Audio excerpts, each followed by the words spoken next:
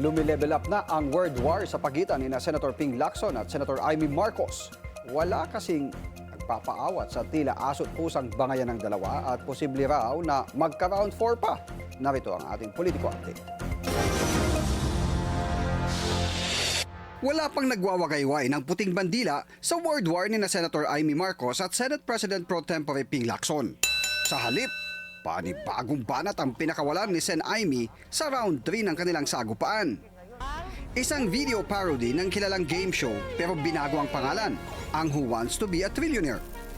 Dito, player si Senator Amy at isa sa mga tanong ng host kung anong P ang tawag sa politikong madalas magpalit ng partido at politikal na paninindigan para manatili sa kapangyarihan.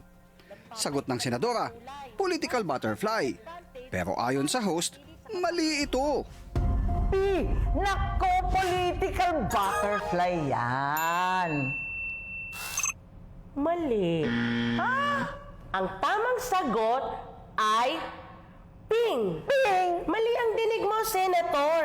Ang sabi ko, pink.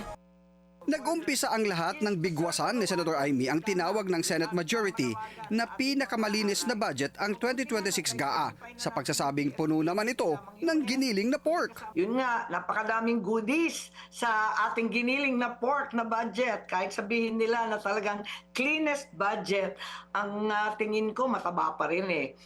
Kaya sa round 2, sinagot ni Senator Ping ang presidential sister na anyay walang moral ascendancy para kutyain ang 2026 budget dahil siya ay may pork sa 2025. Bagay na pinabulaanan ni Marcos sabay ng kanyang uppercut na tanong kung sino sa kanilang dalawa ang mas nagmumukhang abogado ng Malacanang. At mukhaan niyang gigil sa kanya si Ping na kapag nauwi sa sabunutan ay tsak matatalo siya kay Lacson. Salag naman ni Sen Ping, manahimik na lang ang walang moral na karapatan para mamintas.